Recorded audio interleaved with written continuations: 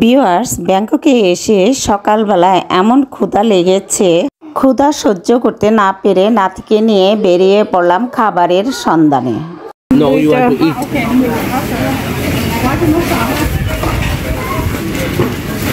এখান থেকে দুইটা, এগুলি কি স্যুপ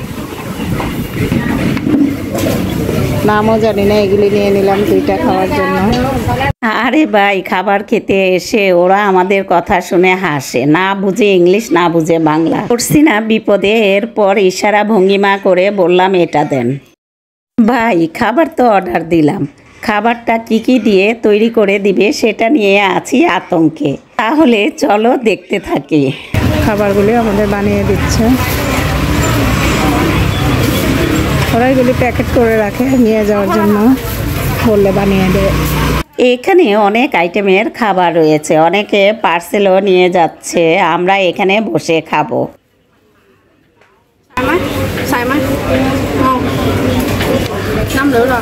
ওকে ওকে।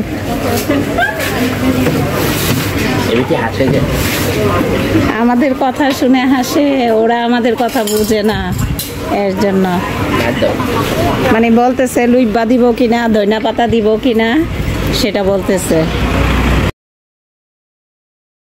ওরা যে কি বললো আমি নিজেও বুঝি নাই, নাতিকে কোনো রকম বুঝ দিলাম। দুইজনে মিলে তো পণ্ডিতি করে খেতে আসলাম, না জানি দুজনে মিলে কি খেয়ে যায়। আল্লাহ জানে কি কি দিতেছে।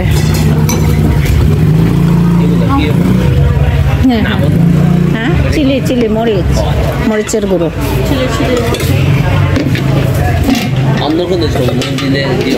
দাঁড়াও দেখি, এতক্ষণ যাই দিয়েছে ভালোই মনে হচ্ছে, এখন জলগুলি দেখে কেমন জানি সন্দেহ হচ্ছে।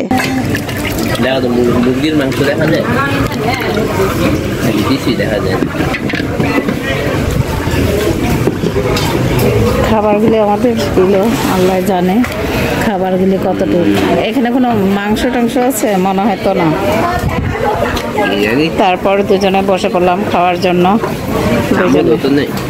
বসে পড়লাম খাওয়ার জন্য। চামিচ তো অবশ্যই দিবে, ও যে আনতেছে চামিচ।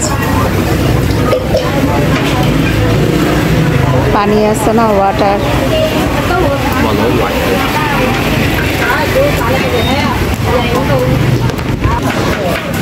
মিক্স করো মিক্স করো মিক্স করো, ভালো না?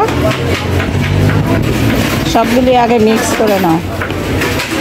লবণ দিয়ে পানি গরম দিয়েছে সম্ভবত, ওই লবণ দিয়ে আবার মনে হয় ওই তোমার কি মানে চালতা টালতা দিয়ে বোধ না, টকটক টকটক লাগে। ভালো না? না ভালো না, খেতে ভালো লাগে না।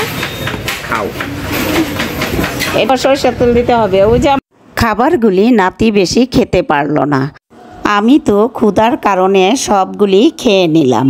তেল না দিয়ে দাও কি, আল্লাহর নাম নিয়ে আমার তো মিক্স করতেছি খাওয়ার জন্য। আল্লাহ জানে কোন দেশে আইসা কি খাইতেছি, কাঁচা মাচা। মজার ব্যাপার হলো শেষ পর্যন্ত জানতে পারলাম খাবারটি হালাল ছিল না। বিদেশে ঘুরতে আসলে এরকমই হয়।